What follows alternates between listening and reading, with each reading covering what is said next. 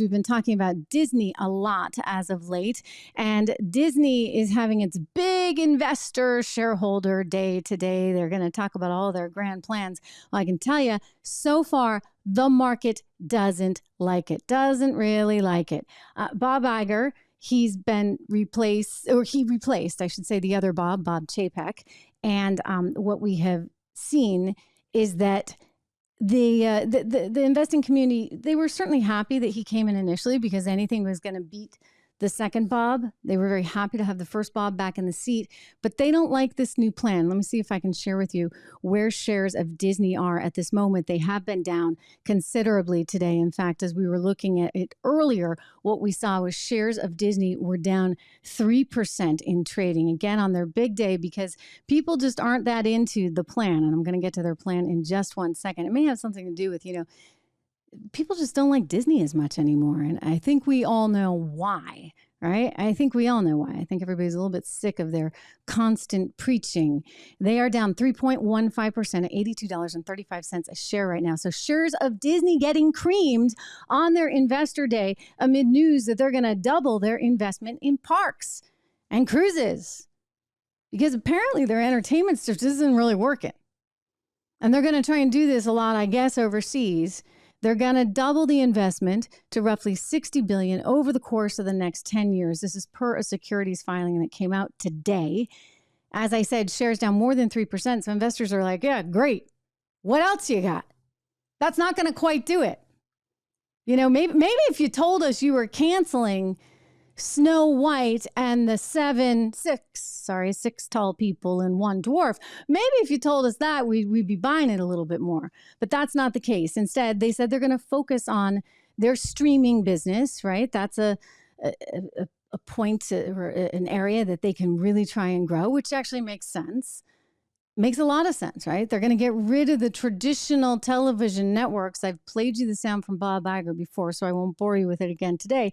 But he said at Sun Valley earlier in the summer in an interview with CNBC that he was looking to explore other options, and they were going to be very expansive in terms of looking to sell things like ABC and ESPN because they are not streaming businesses. And that, frankly, you guys, that's not the future. Subscribe. Quick shout out. Please make sure you subscribe to the show if you haven't already.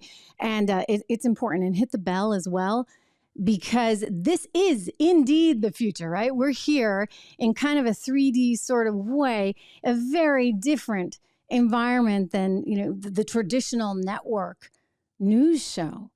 And the traditional network, I think the proof is in the pudding right now. Just consider the Fox News Republican debate, for which Donald Trump didn't show, and instead went on, I was going to say Twitter, but it's now known as X, formerly known as Twitter.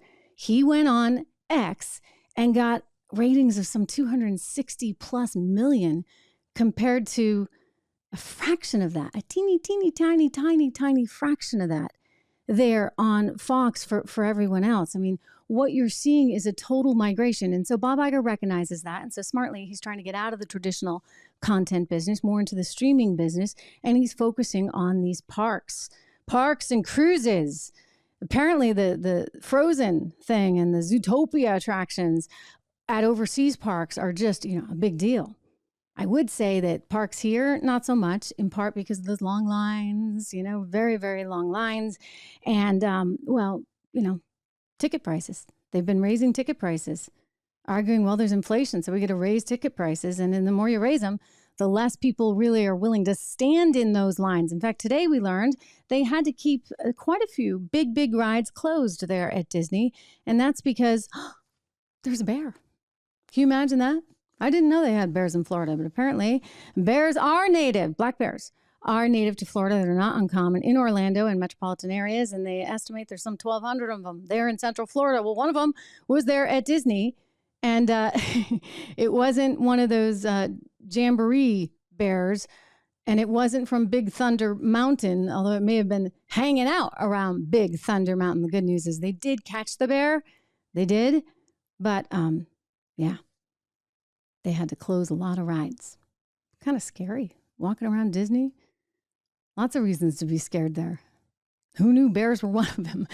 Hey everyone, Trish Regan here. If you enjoyed that clip, please do me the favor of subscribing to the channel. Just hit that little subscribe button right over there. Did I do that right? Not quite, but you know where it is. Subscribe to the channel, hit the bell so that you get the alerts, and I'll see you back on the show.